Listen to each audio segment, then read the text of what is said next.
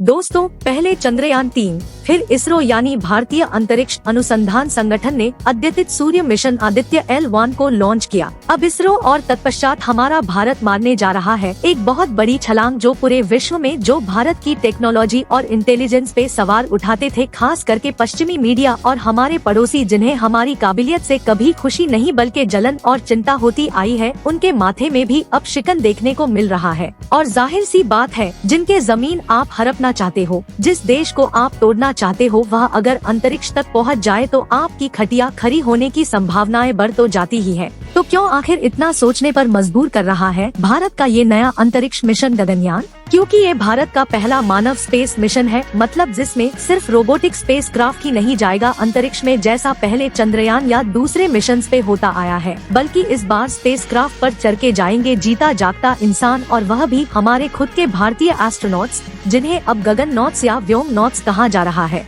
इससे पहले केवल 3 ही देश अमेरिका, रूस और चीन ही अपने लोग अंतरिक्ष में सफलतापूर्वक भेज पाया है। फ्रांस, ब्रिटेन जैसे टेक्नोलॉजिकली इतने एडवांस्ड देश भी अब तक यह कारनामा नहीं कर सके हैं, लेकिन अब भारत बनने जा रहा है दुनिया का चौथा ऐसा देश जो स्पेस रिसर्च के फील्ड में अपना परचम लहराएगा। हाँ, यह सच है कि अंतरिक्ष में जाने वाले पहले भारतीय राकेश शर्मा थे, लेकिन सही मायने में देखा जाए तो वह मिशन पूरी तौर पर रशियंस का था। स्पेस क्राफ्ट भी उनका, बाकी एस्ट्रोनॉट्स भी उनके, और राकेश शर्मा सिर्फ एक टीम मेंबर के तौर पे उस मिशन में थे। इससे उनकी अचीवमेंट कुछ कम नहीं होता, लेकिन कहीं न कहीं एक देश के हिसाब से वह भारत का अपनी उपलब्धि नहीं थी, जो कि अब होने जा रहा है 40 साल बाद। और इसीलिए यह मिशन इतना इम्पोर्टेंट भी है, क्योंकि इस बार जो स्पेस क्राफ्ट अंतरिक्ष में भेजा जा रहा है वह लगभग 100% भारतीय उपकरणों से बनाया गया है, और शायद इसीलिए प्रधानमंत्री नरेंद्र मोदी ने इसरो के विक्रम साराभाई स्पेस सेंटर में मिशन गगनयान के इवेंट पे इस बात पर जोर दिया और कहा कि इस बार टाइम भी हमारा है,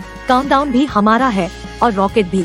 तो चलिए जान लेते हैं कि कौन है भारत के सुपूत जो खुद अपने हाथों से तिरंगे को अंतरिक्ष में पहुंचाने वाले हैं। यही वह नाम और चेहरे हैं जिनके कंधों पे 140 करोड़ लोगों का सपना सच करने का जिम्मेदारी दी गई है। इन्हें ही चुना गया है मिशन गगनयान के लिए। प्रधानमंत्री ने इन्हें ही अपने हाथों से एस्ट्रोनॉट विंग्स पहनाए हैं। यह सब हमारे इंडियन एयरफोर्स के जाबाज पायलट्स हैं। MiG-21 से लेके सुखोई 30 जैसे खतरनाक आधुनिक विमानों को हजारों घंटे चलाने का अनुभव है इनके पास। इन्हें नेशनल डिफेंस एकेडमी में सोर्ड ऑफ ऑनर भी मिल चुका है। भारतीय वायुसेना के टेस्ट पायलट, फ्लाइट इंस्ट्रक्टर जैसे इम्पोर्टेंट पदों पे रह चुके हैं, लेकिन सिर्फ इनकी यही हुनर इनके काम नहीं आया इस मिशन में चयन होने के लिए। इंडियन एयरफोर्स के 100 बेहतरीन पायलट्स में से 2019 में 12 पायलट्स का सिलेक्शन होने के बाद उनमें से इन 4 को फाइनली चुना गया। यही पे खत्म नहीं होता, क्योंकि बाकायदा अंतरिक्ष यात्रियों का चयन, जो एक ऐतिहासिक और अत्यंत महत्वपूर्ण प्रक्रिया है, एक लंबी चौड़ी चयन प्रक्रिया के बाद हुआ है।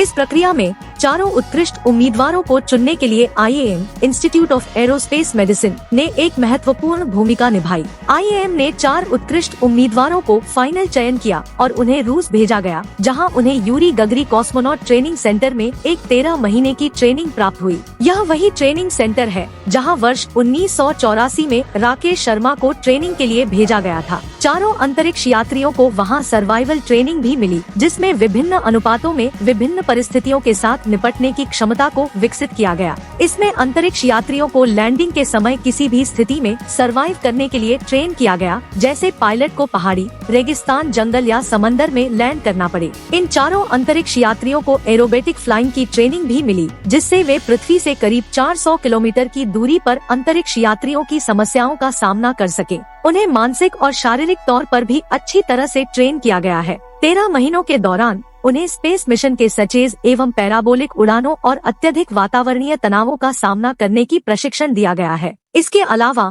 क्रू के सदस्यों को फिजिकल फिटनेस और रिगरस फिजिकल ट्रेनिंग दिलाई गई। योगा भी उनके प्रशिक्षण कार्यक्रम का हिस्सा बना।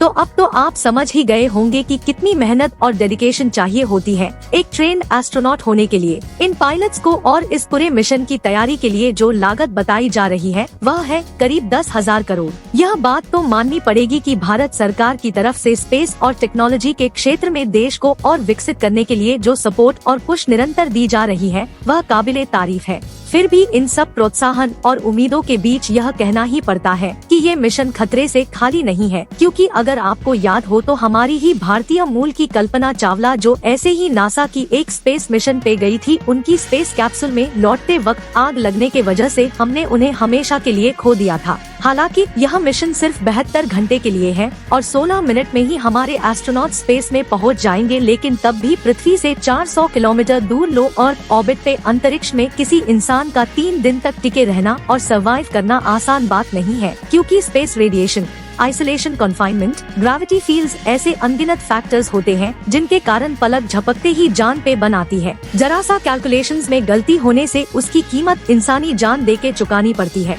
तो कुल मिला के सारी टेक्निकल एक्सपर्टीज और टेस्टिंग्स के बाद भी ये एक हाई रिस्क ऑपरेशन है जिसमें दांव पे लगा है हमारे जाबाजों की जिंदगी। और इसीलिए दोस्तों, हमारे साथी जो हमारे देश भारत को गौरवान्वित करने के लिए जानबूझ के एक तरीके से मौत का सामना करने जा रहे हैं, उनके लिए दुआ कीजिए ताकि वह सकुशल हमारे पास अपने घर वापस आ जाए। और इसके साथ वीडियो को लाइक और चैनल को सब्सक्राइब भी जरूर कीजिए, क्योंकि ऐसे ही जानकारी से भरी भारत और दुनिया की खबरें हम रोज आपके लिए लाते रहते हैं। कमेंट्स में ये बताना मत भूलिएगा कि भारत के इस स्पेस मिशन के बारे में आपकी क्या राय है। तो फिर चलिए बहुत जल्द फिर से मिलते हैं कुछ और महत्वपूर्ण घटनाओं और न्यूज के साथ। तब तक के लिए अपना और आपके अपनों का बहुत सारा ध्यान रखिए। जय हिंद, जय भारत।